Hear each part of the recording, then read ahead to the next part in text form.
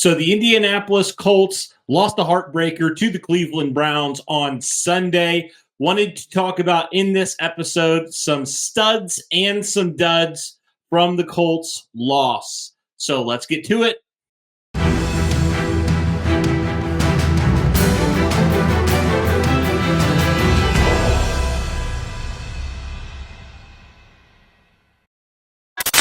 All right, what's going on, guys? Welcome back to another episode of Bring the Juice. Your guy, Cody, here.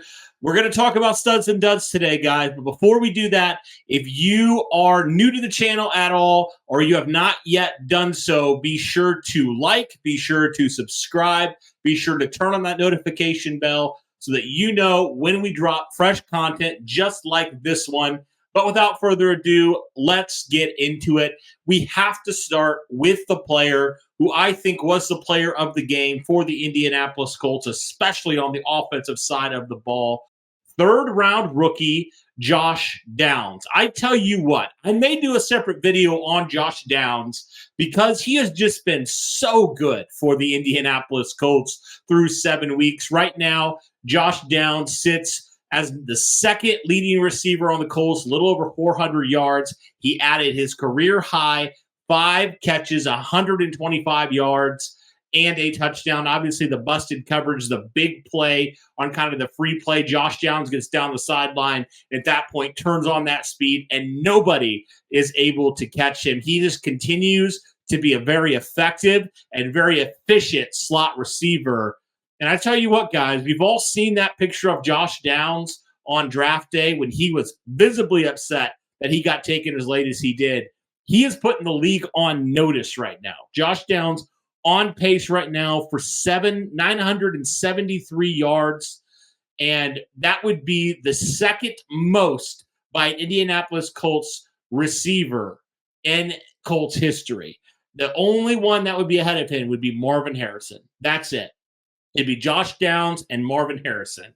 So he has played fantastic and really gives the Colts another viable option at wide receiver, a consistent option, I'll add, outside of Michael Pittman Jr., who I thought about adding to this list. But Josh Downs was the best of the receivers on Sunday. I want to give a special shout out to Alec Pierce as well. Had a couple clutch catches as well, had about 50 yards on 3 catches, and definitely made some plays when his number was called upon. But Josh Downs was far and away the best player on the offense for the Colts on Sunday and just continues to be an absolute beast at a slot receiver as a rookie. So Josh Downs, special shout out. First guy got to mention because he has been just absolutely sensational this year. Despite whoever is playing quarterback, it doesn't matter. Josh Downs has been absolutely fantastic as a rookie.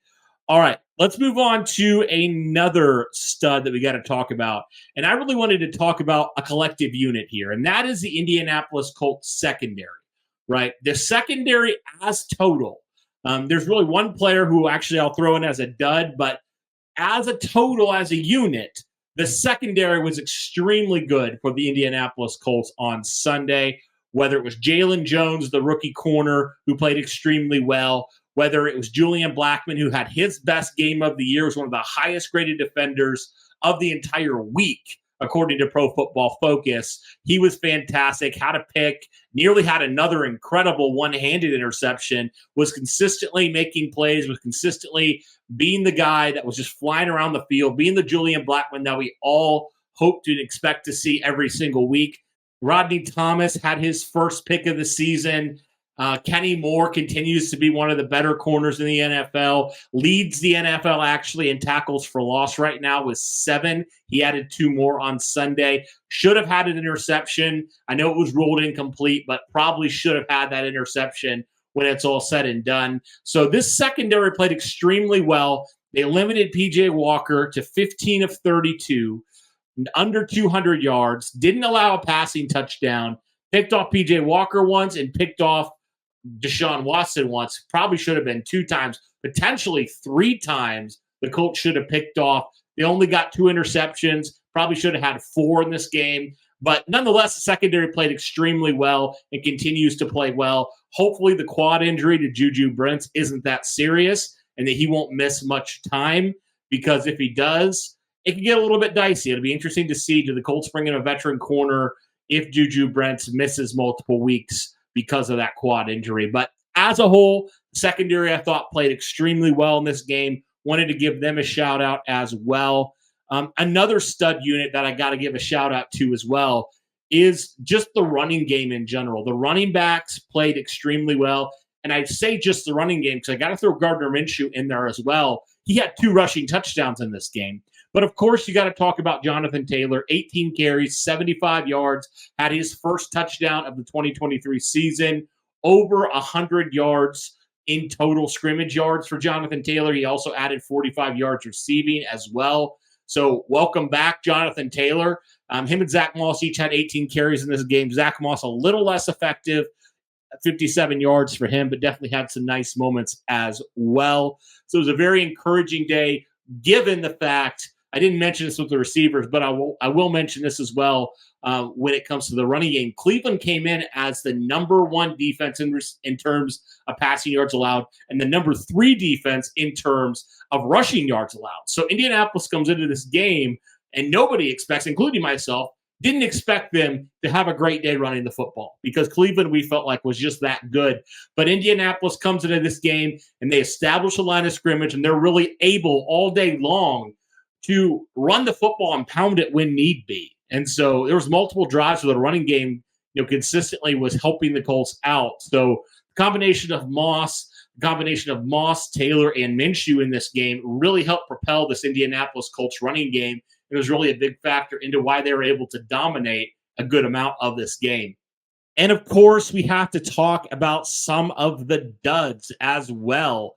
In a game like this, it's a weird game. I've mentioned this before because I feel like in this game, there is more studs than duds, despite the fact that the Colts lost this game, which is kind of crazy to see. And there's at least one player, there might be multiple here, that I look at and I say, okay, these are some bad moments, but they also had some good moments as well. And so it's kind of a weird enigma type of thing where, 9 out of 10 times the Colts win that game, right? There's no question. And the controversy at the end, we all know all about that. But I think for me, looking at some of the duds, you got to talk about Gardner Minshew in the turnovers, right? Outside of the turnovers, Gardner Minshew had a really good game on Sunday, but you can't overlook the 4 turnovers that Gardner Minshew had. He had 3 really critical turnovers in this game. The 4th one came right at the end when the game was pretty much out of reach at that point. But 2 strip sacks. Again, the offensive line needs to be better. I could throw them into a dud as well, probably, and I probably will here. I'll include them into this as well because I think it was a both and here. But Gardner Minshew, he can't avoid those sacks sometimes, but he can avoid fumbling the football away. He cannot, I repeat, cannot continue to give the ball away at the clip he is right now. I mean, this is the 2nd straight game where Gardner Minshew's had multiple key turnovers that have been big differences in the game. And he had 2 fumbles that he lost that were critical ones. He had another one at the end of the game. And then he had an interception as well that really helped Cleveland take advantage of. They had so many points off of turnovers in this game that if the Colts were able to not turn the ball over, I think it's a much different football game. So the Colts just need to do a better job. Gardner Minshew in particular needs to do a better job of holding onto the football. Of course, Myles Garrett is a monster, but the Colts need to do something. They needed to do something different, whether it's players playing better or the coach helping to scheme up a little bit more. I know a player like Myles Garrett, maybe you can even scheme and he still makes plays. But yeah, it definitely was a rough game for Gardner Minshew in that standpoint. But it's kind of a weird one because, like I said, he played well throwing the football and he scored 2 rushing touchdowns as well. So it's kind of a weird thing where he had 4 turnovers, but he also had, I believe, 4 touchdowns. So a very hot and cold game from Gardner Minshew in that standpoint. So him and the offensive line, I guess I'll kind of pair together as a dud here. I got to talk about another dud as well. That has to be Darrell Baker Jr. And I know some people probably think, Cody, you are being way too harsh on Darrell Baker Jr. And while the stats, I think in this instance, the stats won't indicate how rough it was for Baker, especially on that last drive, where he just looked lost consistently. And again, I'm not placing the blame on him on the 2, penalties at the end of the game, because I think those were pretty tic-tac penalties. But it seemed like pretty obvious that Cleveland knew exactly where the weakness was when Juju Brents went down, and they attacked it.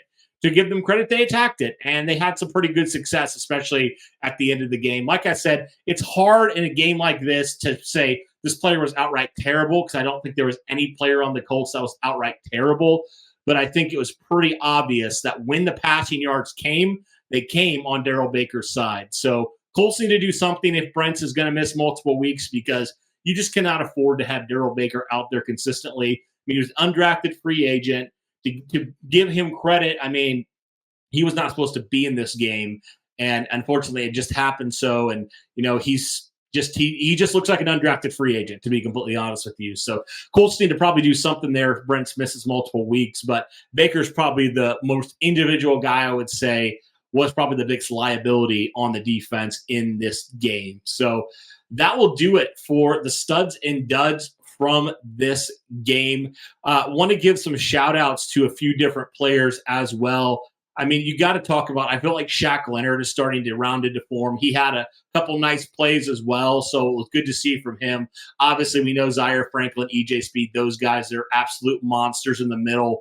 DeForest Buckner, same way. I felt like Eric Johnson, before he got hurt, he was playing pretty well, filling in kind of that role and that relief for Grover Stewart. But overall, it was a solid day. Really unfortunate that the game ended the way it did, but those are some studs and duds for the Indianapolis Colts going into that game in Cleveland. Colts will face the Saints next week. We will see if they can pull one out.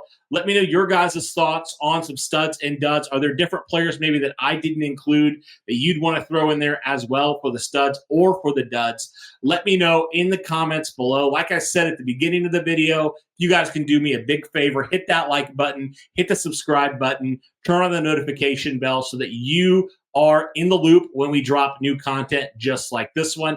Other than that, that will do it for this one, guys. Thank you so much for tuning in. Really do appreciate it. And as always, guys, go Colts.